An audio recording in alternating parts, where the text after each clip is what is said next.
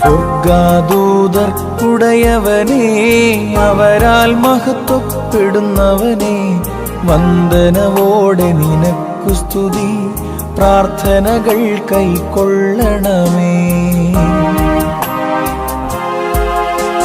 ത്രിയേകാമേകത്രയാം ഏകദൈവവുമായുള്ള പിതൃസുത പരിശുദ്ധാത്മാവാം സത്യപരനേ നിനക്കു. ദൈവനാമം മഹത്വപ്പെടുമാറാകട്ടെ. പരിശുദ്ധമായ വലിയ നോമ്പിലേക്ക് നാം പ്രവേശിച്ചിരിക്കുകയാണ്.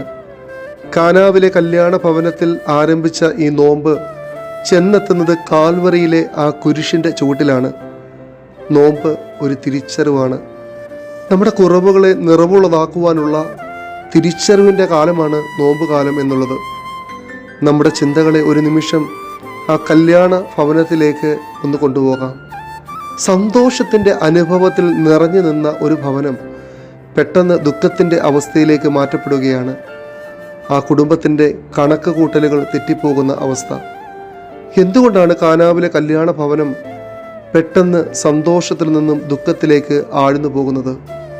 അതറിയണമെങ്കിൽ നമുക്ക് ആ കല്യാണ ഭവനത്തിലെ പന്തിയിലേക്ക് നമ്മുടെ ശ്രദ്ധയെ ഒന്ന് കൊണ്ടുപോകാം. ആ കല്യാണ പന്തിയിലെ ഇരിപ്പിടങ്ങളിലേക്ക് നാം ഒന്ന് നോക്കുമ്പോൾ യഹൂദന്മാരുടെ കല്യാണ വിരുന്നുകളിൽ ഏറ്റവും മുൻനിരകളിലായിട്ടിരിക്കുന്നത് സമൂഹത്തിൽ ഉന്നത പദം അലങ്കരിക്കുന്നവരാണ്. മഹാപുരോഹിതന്മാരും ശാസ്ത്രിമാരും പരീശന്മാരും സാധുക്യരും തുടങ്ങി സമൂഹത്തിലെ ഉന്നതർ മുൻനിരകളിൽ ഇരിപ്പുറപ്പിക്കുമ്പോൾ തച്ചൻ്റെ മകനായ യേശുദമ്പുരാൻ്റെ സ്ഥാനം തീർച്ചയായിട്ടും ഏറ്റവും പിന്നിലായിരിക്കണം.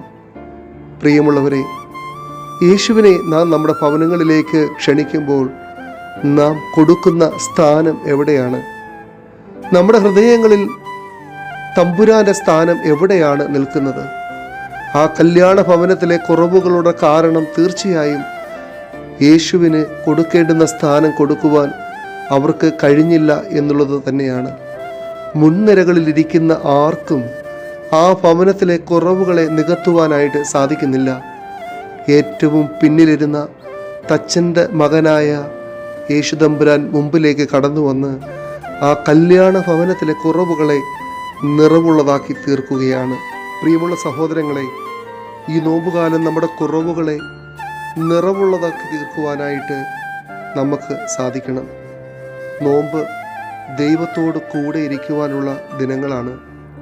ക്രിസ്തുവിനെ നമ്മുടെ ഓരോ ഭവനങ്ങളിലേക്കും ക്ഷണിക്കുവാനും ക്രിസ്തു വസിക്കുന്ന ഭവനങ്ങളായി നമ്മുടെ ഓരോ ഭവനങ്ങളും ആക്കി തീർക്കുവാനും ഈ നോമ്പുകാലം നമുക്കിടയാകട്ടെ എന്ന് പ്രാർത്ഥിക്കുന്നു.